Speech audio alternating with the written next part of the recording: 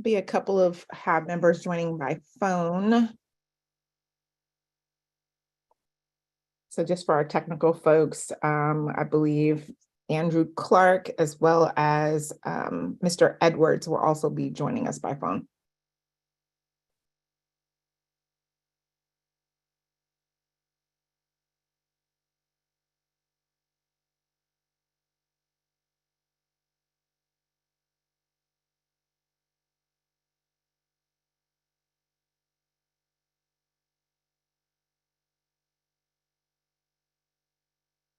So good to see you, Mr. Modica.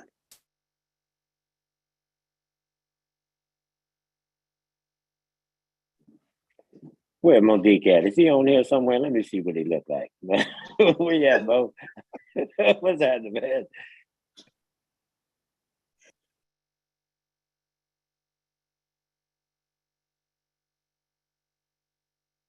We'll give folks just one more moment.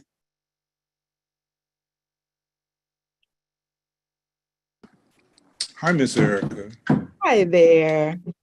How are you? You know what? I am doing well. So good to see your face. It is good to be seen, heard, and participate. Indeed. Mr. Washington was just calling you out just a moment ago. You know, I had to do what seniors do and figure out how to get everything online there, you know, buddy. I know we're being live streamed. I know we're being live streamed, but you know, the struggle is real. You know. You right about that, brother. Hey, look here. I was just talking to a friend of mine about having a roll of quarters or some dimes, because you know, if you got you had to flag somebody down and give them a phone number and say, hey man, you don't make this call for me. No, you can't walk too far. Now you can't get too far on a phone. Is it down the street or somewhere? Right around the corner over there. Right. No. Right. You know, you can't leave your ride, and you got to trust somebody to, you know, send a message for you. Hey, yeah. I ain't mad at you, Mo. It's good to see you, man. It's great to see you too, John. Well, you all, I received confirmations from almost all of our HAAB colleagues that'll be joining us today, but I want to be conscious of our time.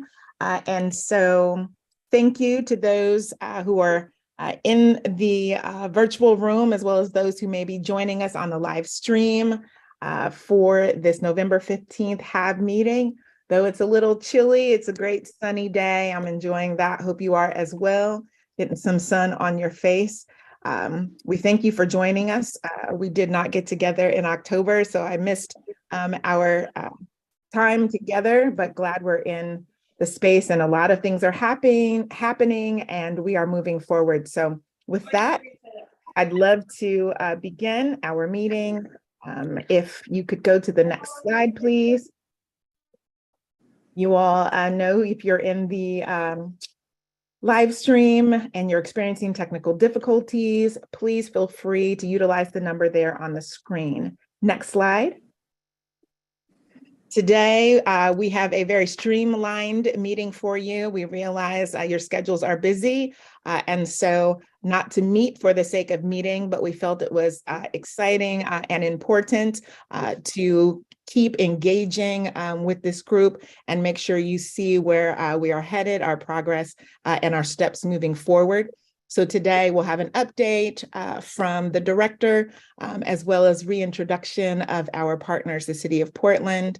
We'll spend some time getting your input on what we're calling the Design Equity Framework, as well as a brief update from our urban design team. And then we'll move into next steps before we let you head into your evening.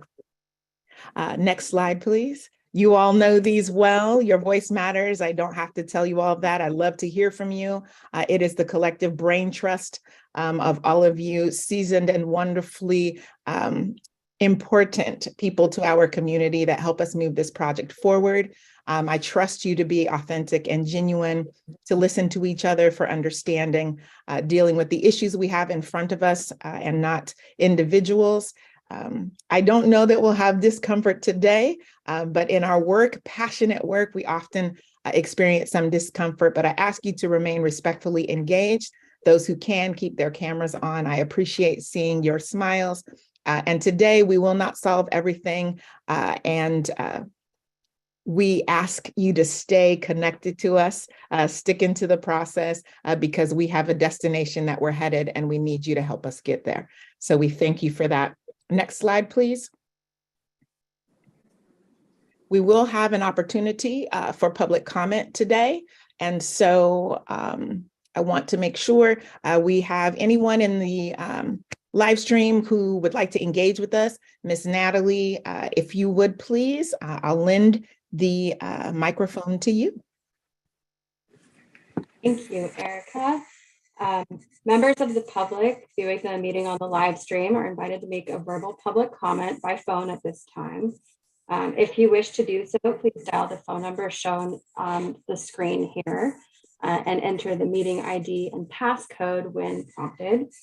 After doing so, you will be placed in a virtual waiting room until your turn to speak. When the time comes, we will invite you to unmute yourself and say your comment. Speakers will have up to 2 minutes for their comment and will need to be muted at times. If you'd like to provide more extensive comments to members of the HAAB, please see the options listed on the meeting agenda. And if you're also watching on the live stream while making your comment, please remember to mute your speakers to minimize the feedback. And I am looking in our waiting room and not seeing any commenters at this time, Erica.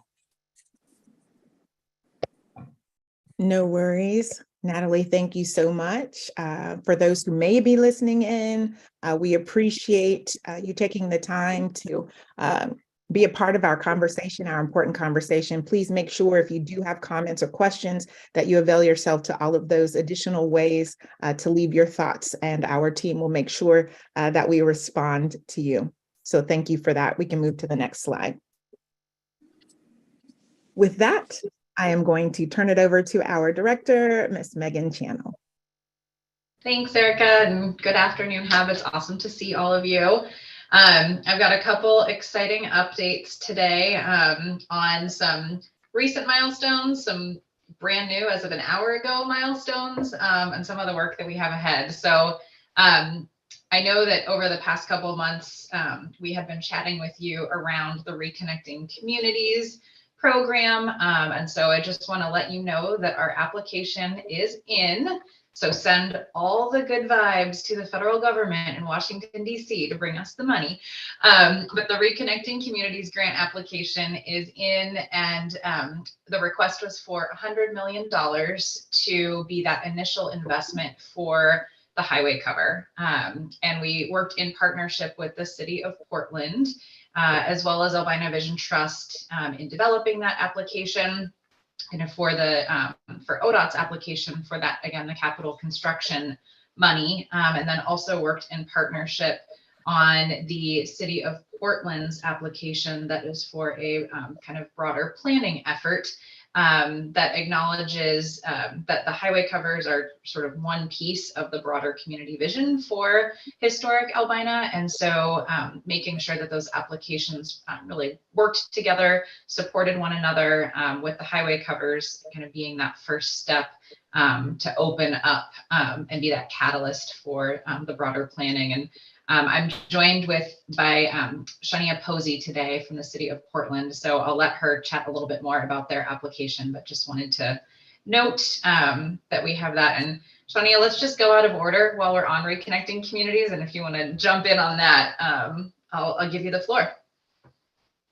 Good evening, everyone. My name is Shania Posey, and I'm the project manager, deputy project manager on the project. And one of my roles during the project will be supporting community outreach and engagement. And I will be participating in the meeting, the HAAB meeting going forward. I'm going to just talk about a little bit of the updates that we have from the city. PBOS project manager Sharon Dalio was at the last meeting, and she shared the stage, I believe, with Troy Ross, who is leading the scope of the community framework agreement process, with the Bureau of Planning and Sustainability. Sharon is presenting at another meeting tonight, and Troy is out of town, but you will hear more from them again in the future. In anticipation of the supplemental EA assessment publication, briefing presentations have been scheduled for several City of Portland commissions and committees. While these committees are advisory to the city bureaus and Portland Council, it is typical for us to bring them in for major regional transportation projects as a courtesy. The project team briefed the Bicycle Advisory Committee last week, last week, and the rest of the committees will be scheduled within the next 4 weeks. That includes the Design Commission, Landmarks Commission, Planning and Sustainability, Pedestrian Advisory Committee, and the Portland Freight. There are 4 other committees that we plan to also engage as their calendars allow. Some other quick updates from other efforts underway. City technical staff are completing design review of the early work package on schedule. For the main construction package, our team's efforts have been really focused on understanding stakeholder perspectives and identifying design refinement necessary to explore to meet the full fulfillment of the hybrid 3 concepts, including shift from autofocus on highway covers to prioritize pedestrian and bicycle safety, and 2, to maximize developmental space for creating more people and business-friendly environment. I look forward to listening to the conversation this evening, and I'm happy to take any questions back to our city team as needed. Thank you, Shania. We're going to hold just a moment and have Megan finish our director's update, and then we'll pause for any questions. Yeah, thanks, Shania, for providing that update. So that kind of touched on the broader City of Portland's activities, again, as well as the Reconnecting Communities grant. So jumping back in here to the most recent development on the project, about an hour ago, we did publish the supplemental environmental assessment that really is that document and really our next step forward in the process in advancing the hybrid 3 highway cover design. As part of this, this is a moment as part of the environmental review that documents both the benefits and impacts of the project, now incorporating the hybrid 3 highway cover design. So that supplemental environmental assessment is out and available on our project website. There are a number of ways to view it and get engaged and provide your comment. This also kicks off the formal public comment period on that document. It will be a 50-day public comment period. And so again, that's today through January 4th. Typically for environmental assessments, the public comment period is 30 days.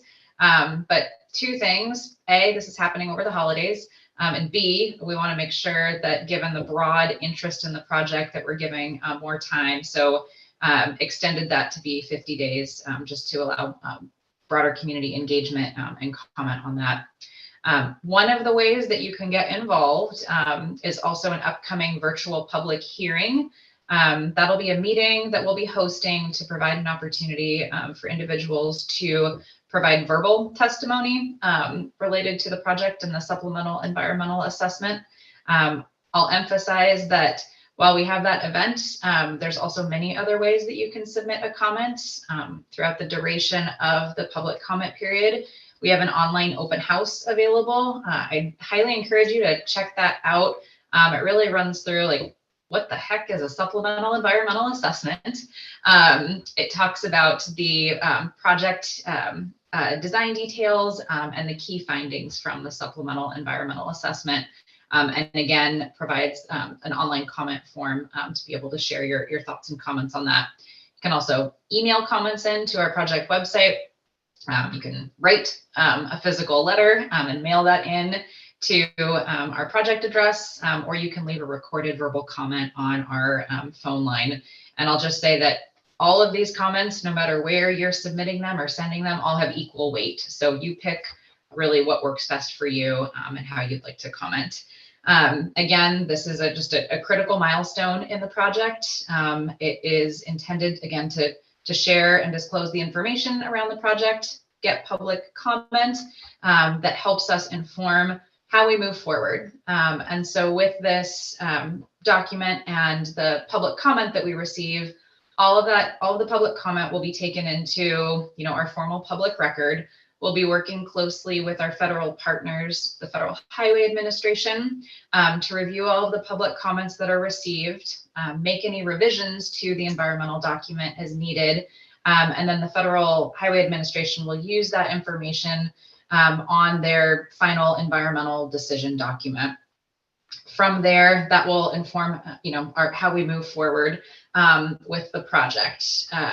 And it's a milestone that also allows us, once that is closed, to be able to move into the final design portion of the project.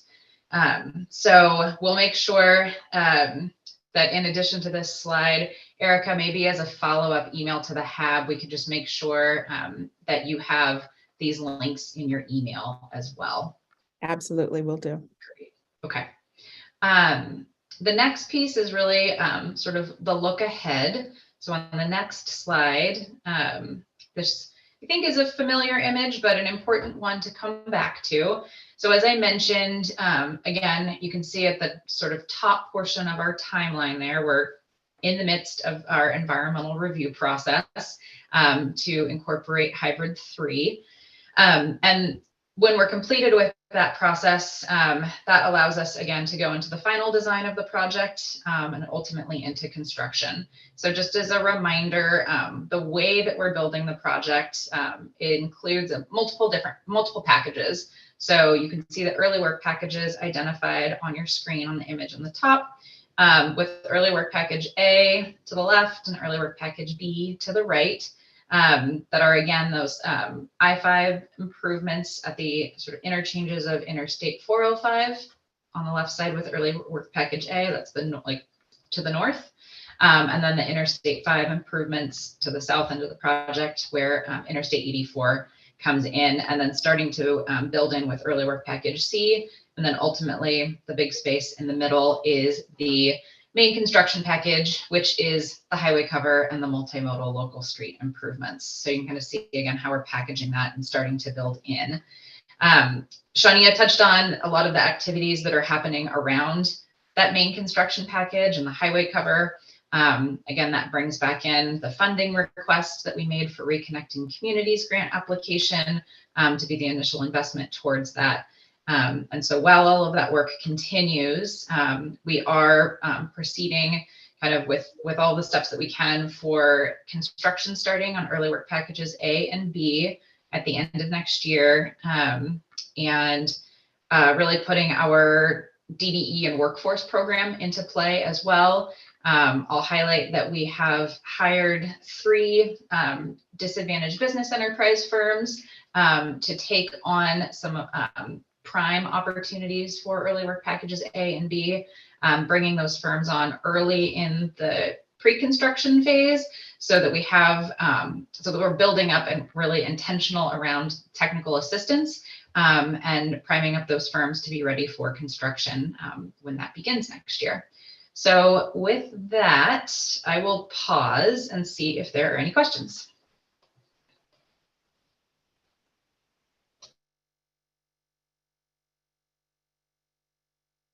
Any HAAB members who may have questions from the director's update?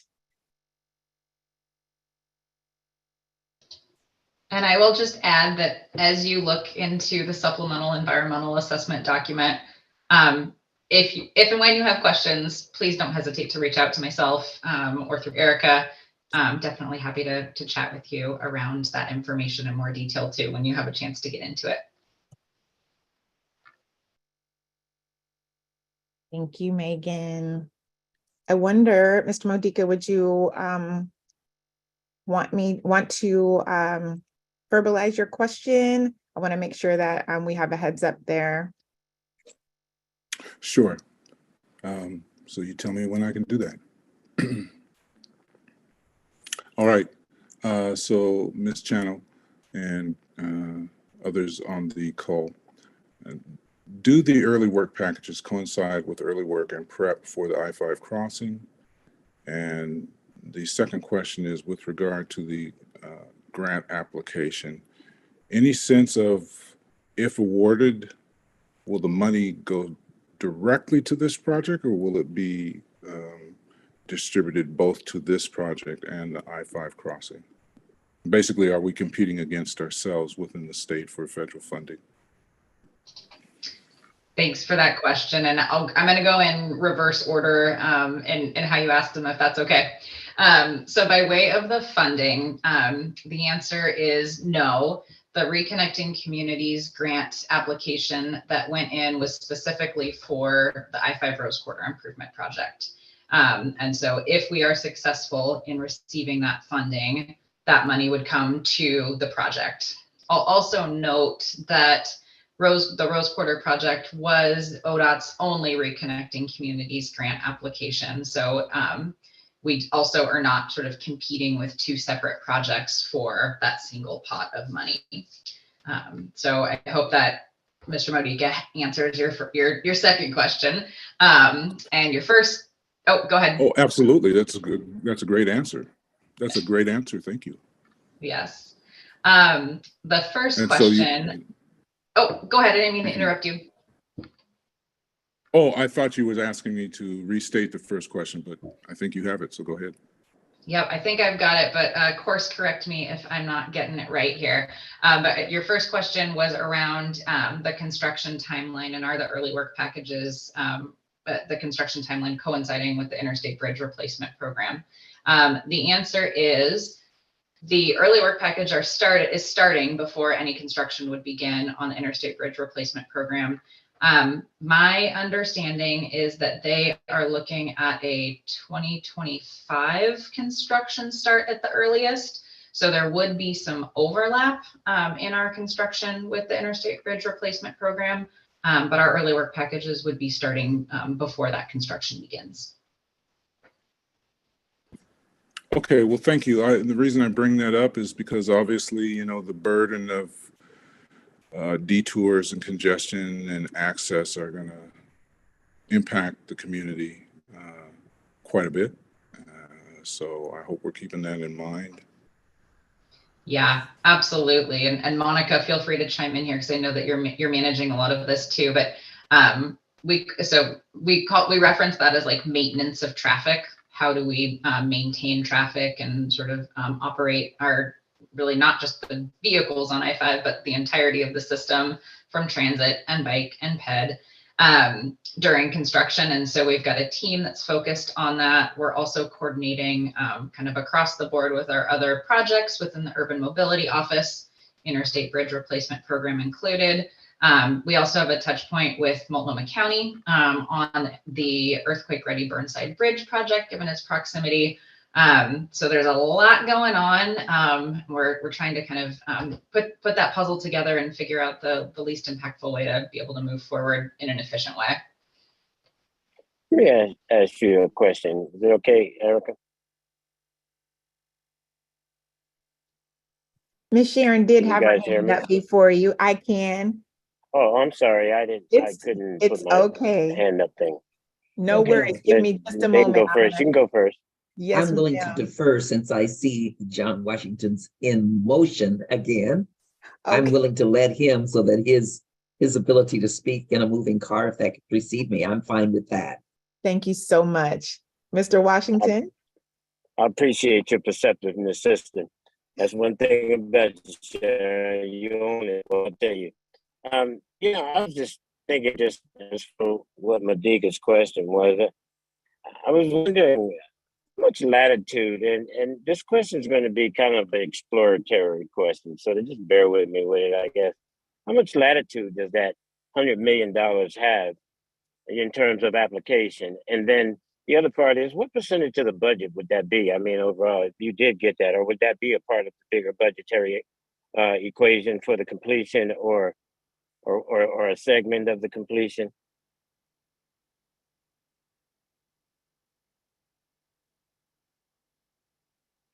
Were you able to hear my question? Yes, I think so. Megan, Monica, did you all want to respond? I think she's trying to unmute. You think so? Uh-huh. Okay, I think I'm off mute now. That's really weird. My mute button like wouldn't let me speak. But, sorry. Everybody's here. Boy, I'm telling you, you was held on the spot. I'm gonna tell you, they was in here wondering why you wasn't answering. Right? You left me speechless, Mr. Washington. So your questions around kind of the latitude of the $100 million that we applied for. Right. We were really specific, and you really have to be in the grant applications for what that is going to be used for. And so, given the requirements of the grant program, and B, our priorities, we honed in on the highway cover. And so that $100 million really can only be used for the construction of the highway cover, which we see as the like center point of the reconnecting component of this project.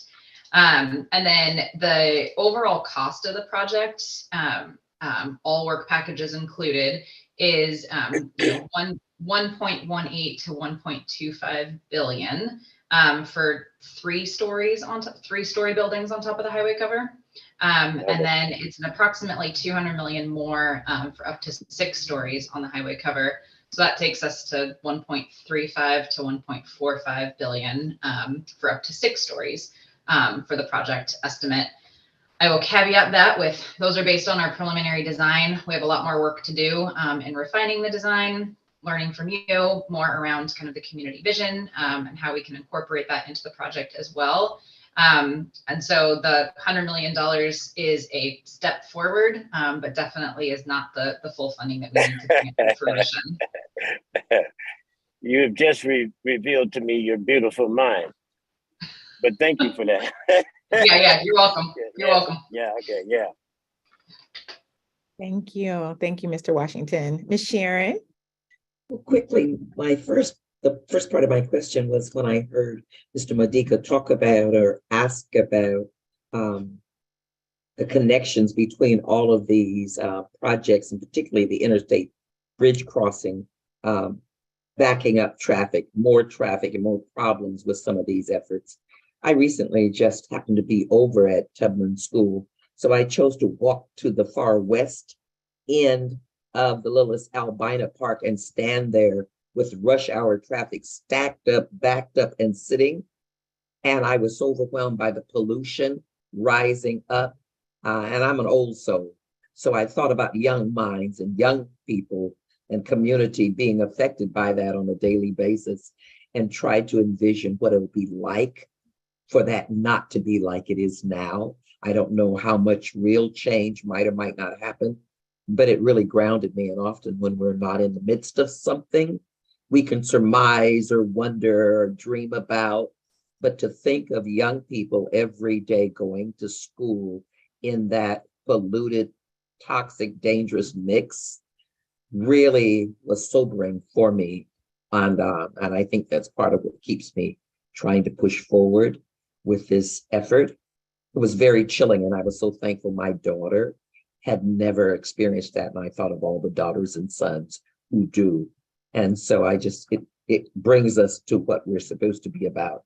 It was absolutely overwhelming for me to be inhaling the level of exhaust and noxious fumes that were there. My first question, though, original question was to you, Megan, when you spoke about the application going to the feds. I don't know what kind of pre-work was done, but I'm very curious, given this administration's position around equity and kind of repairing the historic work, or the history of how freeways and departments of transportation were complicit in the displacement and the harm done to our communities. If that is so, was there any conversation or kind of seeding for your proposal that would encourage us, especially for the state of Oregon? I think you should have lifted that up, as given Oregon's history and how the freeways were used nationally to destroy, to displace. That could be a good case to just further cement your application. I know it's after the fact, but even with our representatives, Wyden, Merkley, et cetera, there's probably a lot of opportunity to keep advancing this position and then deliver on it. So that's what I was asking. Had there been any kind of entreaties and something you might have heard that suggests that we fit all the good and bad criteria for why they should support us, and then we have to deliver as equitably as we said. Thank you for tolerating the full questions. Yeah, absolutely. And Ms. Sharon, you are spot on the Reconnecting Communities grant application. We really did. We leaned into the ODOT's racist past and acknowledged and owned, when I-5 was originally constructed, the disconnection, dismantling of the African American neighborhood in historic Albina, and really used that as the reason for sort of why we're here again, and why we're talking about reconnecting communities and honing in on how we're doing business differently. Do we have a long way to go? Can we do a lot better? Absolutely. But this is an initial step in that process. And again, the highway cover really is that central piece for, the opportunity that we have around reconnecting community, providing new space over I-5, providing, reconnecting the local street grid. I know we can't go back and recreate the community that was before I-5 was built, but how can we make sure that as we go forward with this project, we aren't repeating those same harms, and we're providing, the benefit that we can to the historic Albina community as we go forward. So I see that as like this is why we're here moment. This is exactly why we have our Historic Albina Advisory Board.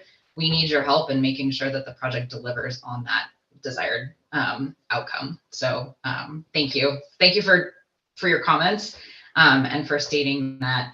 And then I'll also note kind of on your reflection for the air quality, that's something that's also really important to us as well. And kind of tying back to the supplemental environmental assessment, air quality is one of the topics that we did evaluate in that document. And what we know is that with the project and sort of addressing the bottleneck on I-5, we are going to be reducing the amount of stop and go traffic, the amount of idling that you have on I-5.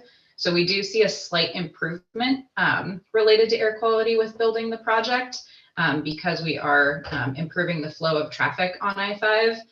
There's a lot more detail in the supplemental environmental assessment as you're interested, but just wanted to point that out as well.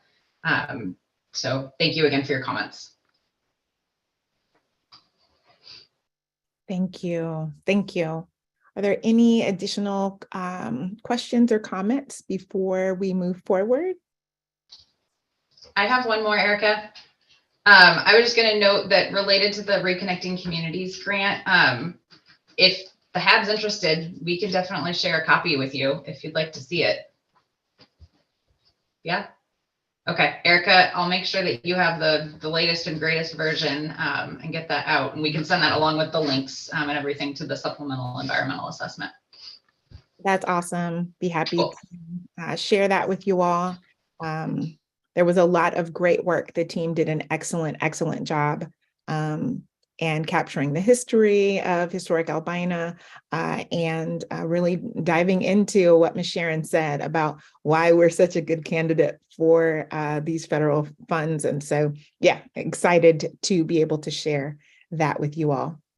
Megan and Shania, thank you so much for the updates. With that, Ms. Natalie, if you would share the slides once again.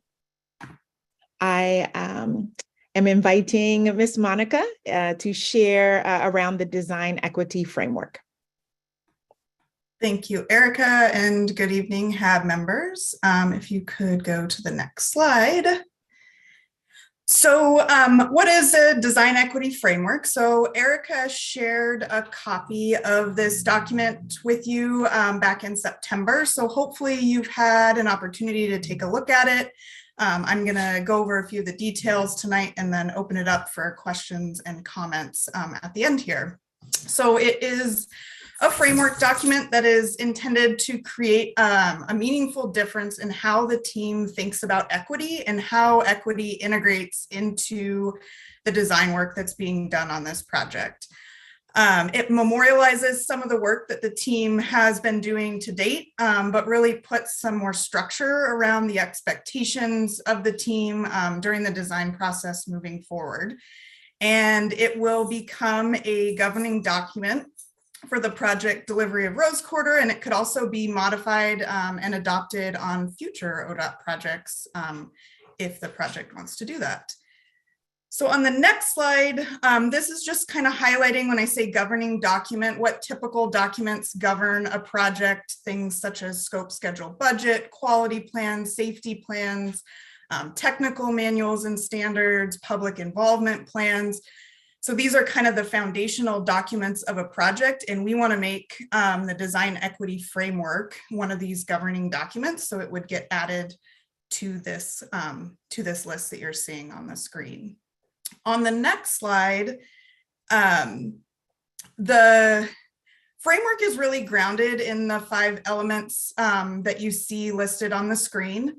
So first, ODOT acknowledges the harms to the Black community in Portland and Oregon's past and present from the construction of the interstate system, as well as other urban renewal projects within the project area.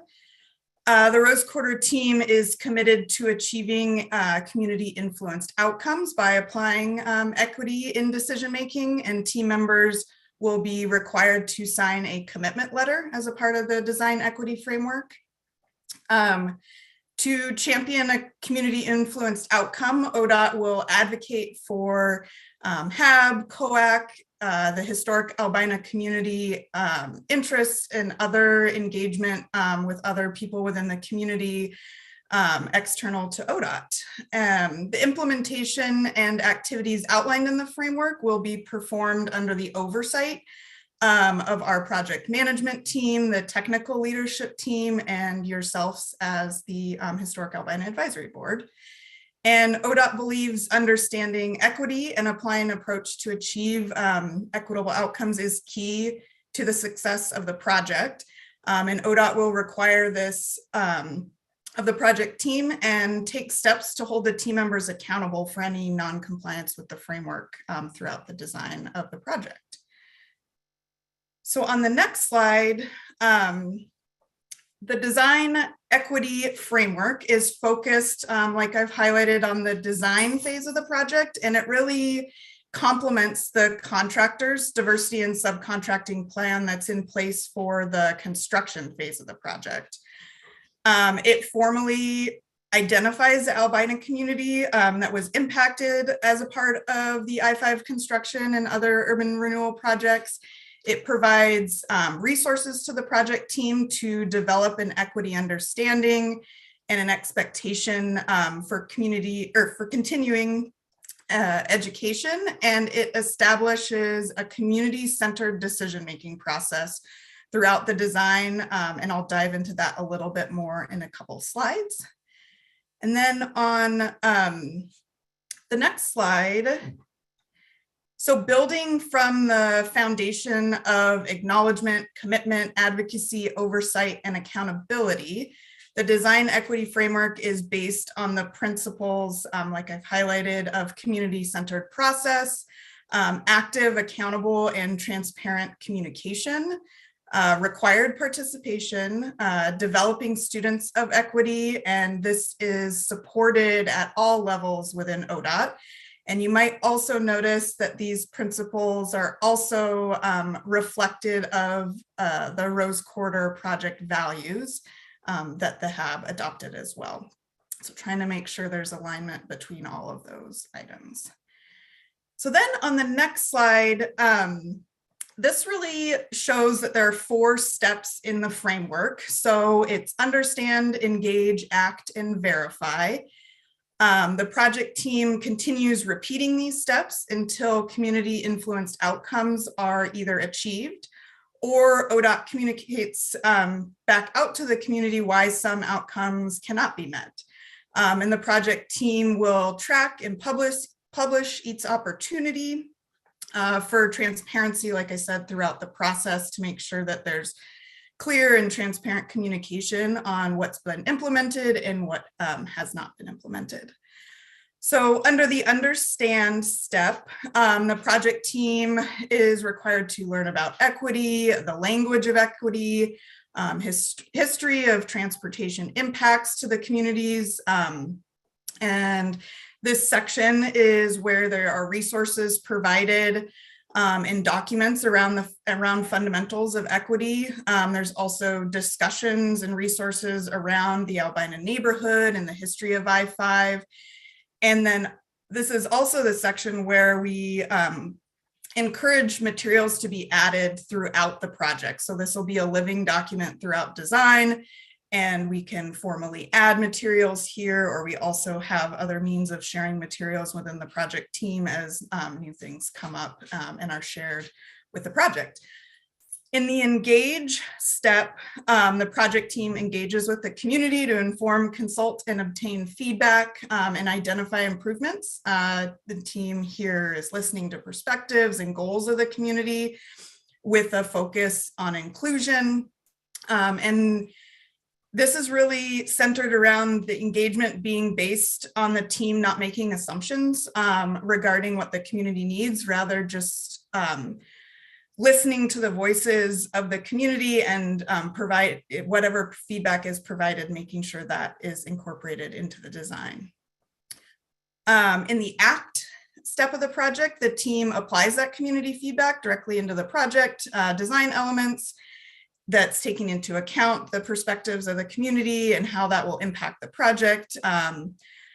And working to achieve a community first design. The team is doing this, in a practical sense through using decision-making tools that require equity-based inputs and taking into account either impacts or opportunities to the community, DBE companies, and others as decisions are being made by the team. And then in the last verify step, the project team presents the refined project design for concurrence and any additional feedback. So this process you've seen unfold so far with some of the work that James and the urban design team has been doing with the HAAB. And we really want to make sure that this process continues throughout the project and on several different elements moving forward. And then on the last slide, just to wrap it up before we get to questions and comments, I wanted to highlight a couple considerations and commitments, as well as summarize some of the feedback that we heard from some of the HAAB members that were able to attend the collaboration meeting in September. So as you can see on the screen, a couple considerations that we wanted to talk about is, having a plan doesn't guarantee success. It requires work. It requires implementing the plan, and it's a constant process. And also applying design equity framework does not achieve restorative justice. It's just one step we're doing in an effort towards that project value.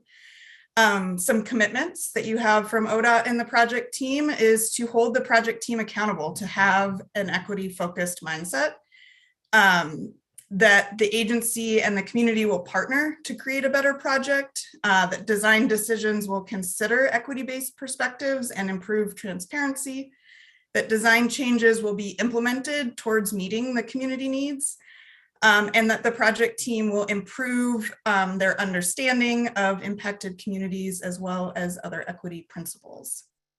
And so just some feedback we heard from a few members that were able to attend the collaboration meeting in September.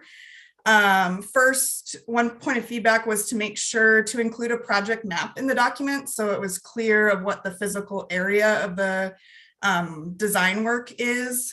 Make sure that there's a focus on attitude, perspective, and mindset, and not just process. Provide more structure around the continuing education schedule. Incorporate interactive opportunities for learning and tap into existing resources such as PSU seminars or other local organizations. If this is adapted on other ODOT projects in the future, make sure there's diversity of community members for all projects so that the same people aren't representing all projects. And last, ensure that there's enough time in the project schedule to implement the design equity framework and take that into consideration moving forward. So with that, Erica, I will turn it back to you and happy to take any questions or feedback. Indeed. Thank you, Monica. So we want to just open the floor. I think it's important to note that as we say in our kind of principles of agreement, we realize we cannot solve and produce restorative justice just with this one framework, but it is one block in the steps to building that throughout the project. And that it has been my goal as a consultant on this project to make sure that the people are changed, not just the area. And so this is where you all can help us hold the team accountable. If you have input, questions, or feedback regarding the equity framework, love to hear your thoughts now on the direction. And again, we can have further conversation, but want to open the floor to HAAB members now if you have comments or thoughts.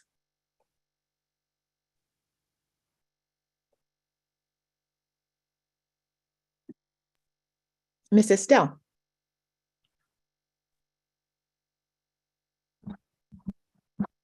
Is this just for ODOT employees, or will, as the city comes onto the project, will they also have to sign this or something similar? Great question. So yeah, it'll be for all participants in the design. So that's ODOT, any ODOT consultants, the city, TriMet, anybody that's working on the design of the Rose Quarter project. Ms. Sharon, I see your hand. Thank you, Estelle, for asking the question. I guess for me is one, I want to really appreciate the thoroughness and the intention as it's laid out in that design equity framework. I certainly believe it's something that a number of agencies, particularly government, local, county, state, could employ as explicitly as it's named here. What I know, and I'm sure others know, in fact, everyone here knows the difference between intention and the words, and being able to show and demonstrate change in actions is a really long road or a bridge too far, far too often. And so I wanted to know, how do you measure and verify that there has been measurable change, not just for the contractor or the agency, but for the community, that shows there's been a sea-level change or a difference? Because I really like how that was outlined. And if other partners who historically have not stepped up in more than our goal is to have this number, or our intention around a diversified workforce is this number. And when you have a projection that is never really moving, we've seen there's very little evidence of change, whatever city department, state, county department. So I was just wondering what else beyond low-hanging fruit could actually help us to measure what the difference is by those who choose to participate. Because I wish that framework could go out and others could put their name on it and then work to come up with some wording. But I know words are words until you actually, my mother used to say, until you have wheels on it, it's just a good idea that never materializes. And so I used to always use that in my thinking about how do I move it from what our good intention is to an actual deliverable that the community says there's evidence here of real transformation, or we're on the road to that. And that worries me on something so significant to the community, given the losses. Thanks. Thank you for the comment. I would say a couple things that we have in place. I know we've hit on performance measures before, and a lot of the design, under the transparent decision making and kind of those performance measures really tie in with the design equity framework. So that gives us one opportunity for measuring change kind of on the design implementation side. I think on the part of the design equity framework that really reflects on training and students of equity as a project team, I've got to think about how we can measure that and bring that back and show progress there. I don't know, unless Erica or Megan feel free to chime in. I don't know that we have something in place where we can really reflect that and show progress, or show what, you know, where we need to course correct, as well as continue to get input on what those training materials or opportunities, like I mentioned, some feedback we got were for making sure we have interactive and in-person opportunities for training. I know, yeah. Anything else, Erica, in our conversations that you can? Indeed. Thank you, Monica. I appreciate you being transparent and saying that we're working through that. I think that's the key here, that we are learning together. I think there are resources in the city. There are other professionals, community members, elders who can be a part of developing what those checks and verification are, right? So that fourth step in how do we verify what has been the change? It is going to, in my opinion, look different. How are we employing and changing what the project looks like, what the project leadership looks like, what the outcomes are of community discussion and values? I think those changes, there will be some that will be clearly identifiable, and then others that aren't so. So I think working with organizations like we have represented here, the NAACP, other equity professionals in the area who can help us develop a rubric and measurement. I am encouraged that the project team is open to that and seeing that equity really changes one person at a time, and how we affect the leadership, and it will trickle down. So we'll be looking to you, community members, Ms. Sharon and others, to help us as we continue to develop this, because I would agree there are several other of our agencies that could benefit from implementing a lens such as this.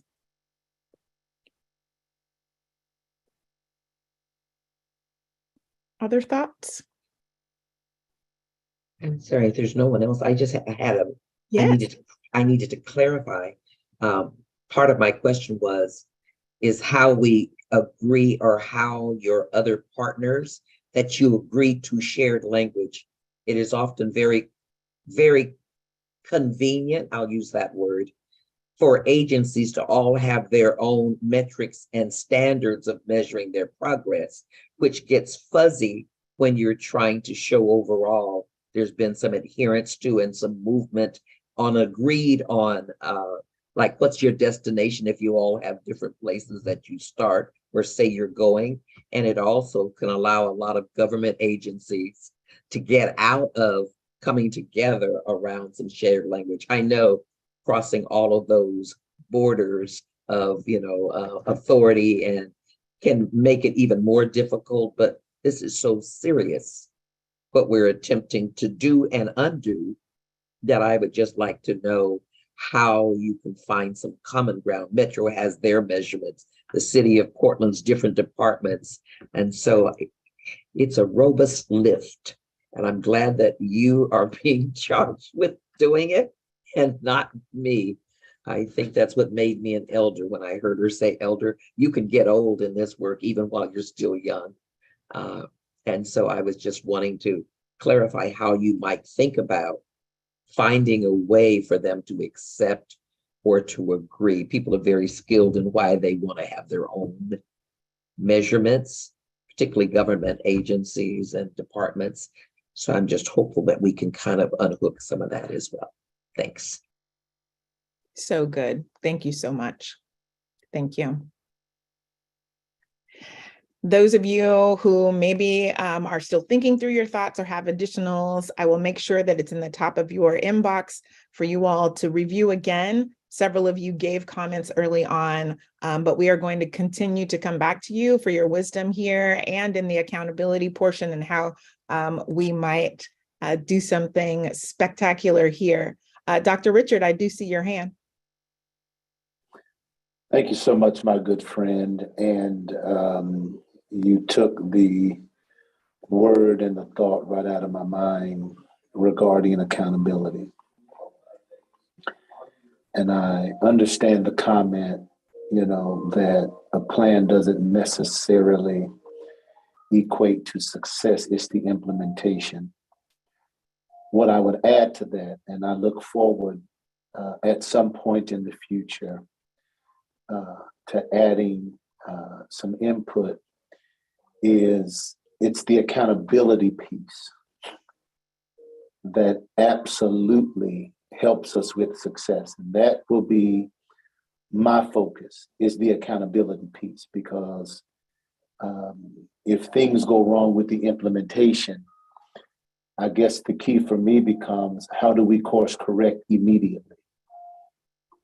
And I want to make sure individuals and folks are open to course correct, because I'll go back to something that Ms. Sharon said. A lot of people have a lot of different definitions of equity.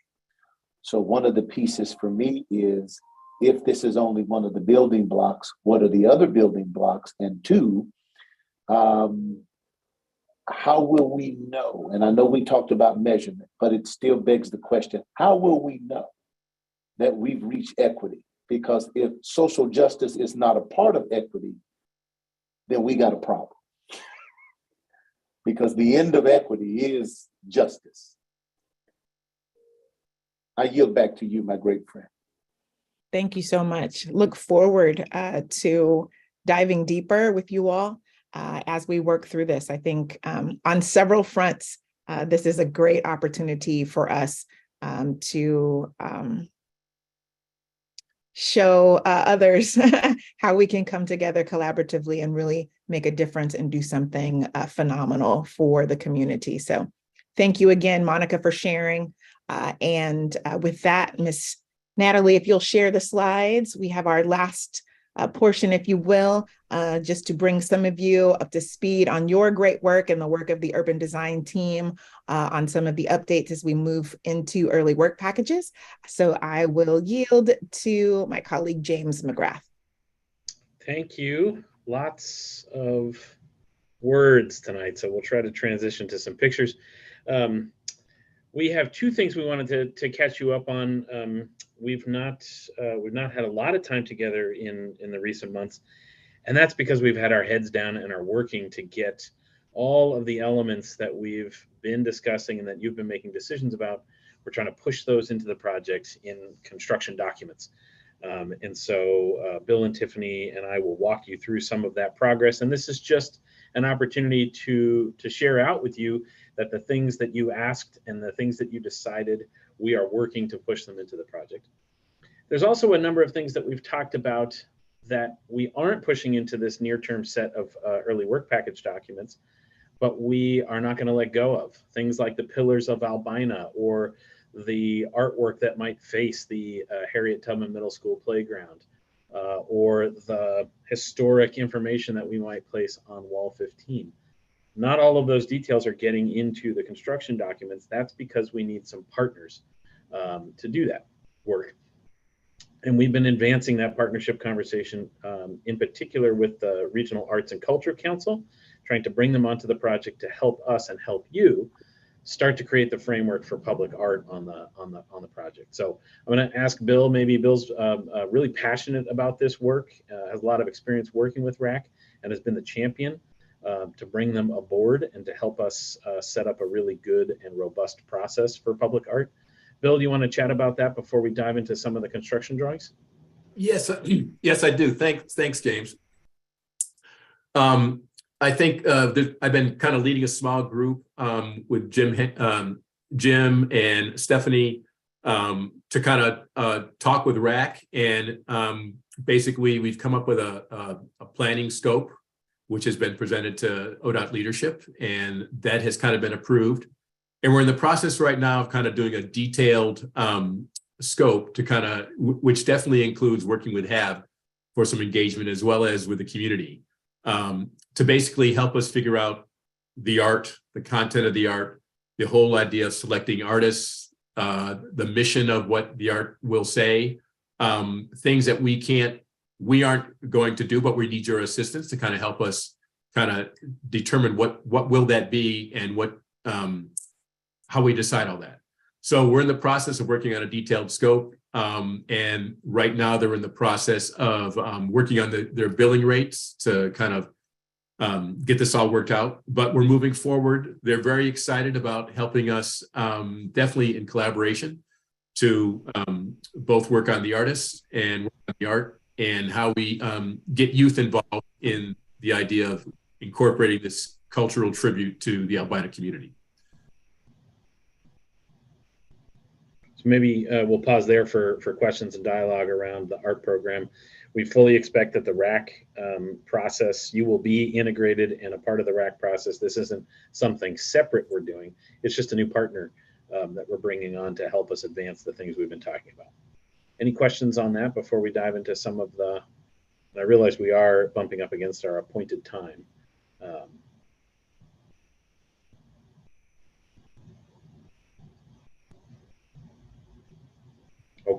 Okay. Getting them on from Ms. Erica. So Tiffany, oh, there we go. Ms. Sharon, yeah. James, all I really wanted to say is, if you were to put back up that picture that said historic albina, that's what I want it to look like. That's my only comment. I want everything in that picture. That's what I want it to look like as a gate. Well, it's almost like we thank you for the transition to the pictures. So Tiffany will bring up a set. We'll go back to the Miro board. This is a set of in-progress drawings. Early work package A, B, and C are sprinting towards some key milestones. 90% level of completeness, 60%, 30% are acknowledged milestones. And our team that is developing the work that we've talked about, but pushing them into construction documents, so the architecture team, has been catching up and trying to push this content into the drawings. And so we want to give you a gander at what's going on, because I think hopefully it will indicate to you that we listened, that we got it right, and that we are making good progress. So Tiffany, do you want to maybe zoom out and sort of show us all of the progress? These are all individual sheets that show architectural content, urban design content, whether it's in early work package A, B, or C. Again, it's a snapshot in time of our progress. There's more to be done, and we're going to keep working on that until they pour the concrete. But maybe we could zoom in and just we'll breeze through them left to right to sort of show you the spectrum of things we're working on. This is a more detailed drawing of the wall. This happens to be wall 2A, which is the highway face of the wall that supports the earth on which Harriet Tubman, the hillside on which Harriet Tubman Middle School is currently located. And we're integrating the patterns that we talked about and that the community ratified in the visual preference survey. So we have a base pattern. We have the Adinkra symbols, the 5 Adinkra symbols located, and we have a sort of a crowning pattern that we're starting to document so we can communicate to the builders.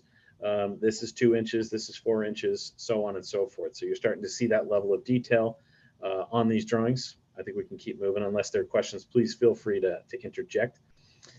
This one is a combination. It's sort of showing a bridge elevation, looking at it, and we're starting to see the crash barrier pattern that we selected. There's more work to be done to precisely communicate to the contractor, but in general, we're going to have that as a continuous element on all of the bridges and overcrossings. You can also start to get a gander at the scale of the lettering and the signage and place naming that we've been talking about, and there's lots more details related to that as well. Here's a little bit of a zoom in, trying to instruct. This will be lighted signage. So it looks here like it's black and white, but in fact, it'll be lighted signage that's suspended from the bridge deck. Ed, you can see Tiffany's got her cursor there. These will be illuminated at night. One with a finer sort of lettering. The historic albino will be a consistent lettering in illumination, and then the larger place name of the street. Again, we had dialogue about this in a number of HAAB meetings before. Those will also be backlit letters, so you can see them in the day and the night pretty boldly. And then you wouldn't think, you'd have to think too much about a tile pattern, but in fact you do, because we have a fixed radius for these columns, and making sure that where the two ends of the tile pattern meet, getting that just right. There's been a lot of thought actually to bring some precision to this layout. We are using color in the drawings. We might be the only discipline that's using color in our construction drawings, but it's important for us to communicate. We're picking out those specific colors, matching them to the colors that were selected by PDX Black Excellence, and going to try to get those in an actual ceramic tile that we can adhere to the columns.